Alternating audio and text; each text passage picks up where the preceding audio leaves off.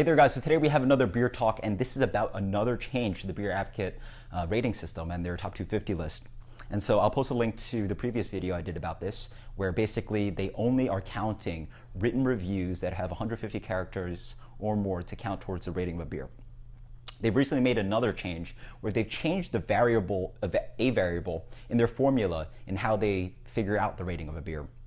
And so previously, weight was given a lot more to beers with a lot of ratings. So now they've changed it that the weight has changed towards beers with fewer ratings. And so basically what they've tried to do to the top 250 list is really make it a little bit more volatile. Basically the threshold for how many ratings you need to get onto the top 250 list is now 10.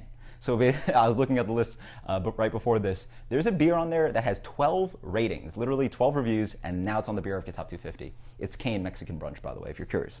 So that's a really interesting and big change to the list. And so that has clearly affected the list in many different ways. You can sort of look on the list, but it has changed the number one beer. Earlier this year, it was Heady Topper, and has been Heady Topper for multiple years.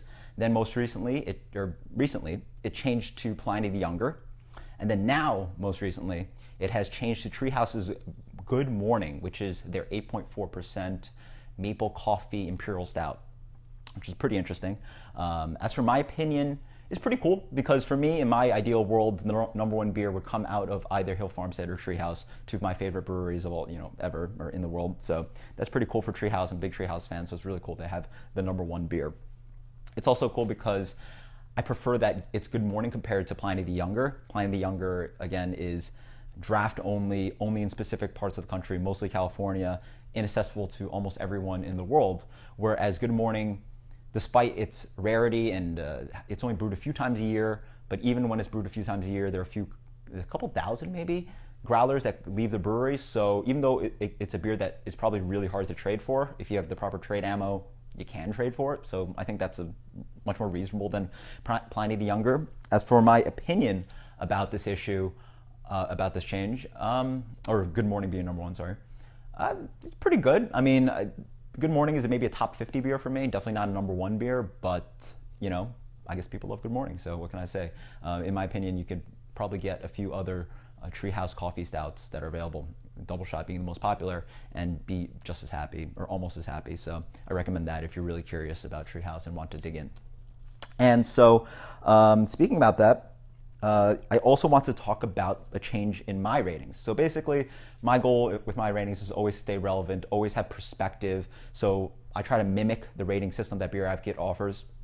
And so previously, before these changes, I was able to give a lot of 98s, 99s, 100 out of 100s, because the BeerAdvocate Top 250 list was very much covered with a lot of highly rated beers. There were, at one point, I believe before the change, maybe 100 beers that were getting 100 out of 100, which is a lot of beers, and I'm happy with that. I used to like doing that because there's nothing more amazing than giving an amazing beer an amazing rating. So it's always cool to have hype. Hey, this is another 100 out of 100, drop hunnits, awesome stuff. But now that's no longer the case. The BeerAdvocate Top 250 now has about 30 hundreds out of 100. The BeerAdvocate list now goes all the way down to 95. So a beer getting a 95 is a top 250 beer. Wow. So basically now you might see me, I'm going to try to be cognizant about it and try to just be more, I guess, picky and give beers. You're going to see me just drop ratings a little bit. Hundreds out of hundreds are not going to be 98s. I mean, true hundreds out of hundreds are going to be 100 out of 100. I don't know what beer I'd review that'd be a top 30 beer currently, but who knows? But yeah, sort of just a progression of dropping reviews a little bit. Maybe a 97 that I used to give will now have to be a 95. So I want to hear your guys' opinions about this most recent change. What do you think about Good Morning being number one? What do you think about a BeerAdvocate Top 250 list that allows beers that have 12 ratings, 20 ratings to be on that list? It's a pretty interesting change. And also, any opinions, just post in the comments below. Until next time, guys, cheers. Thanks for watching.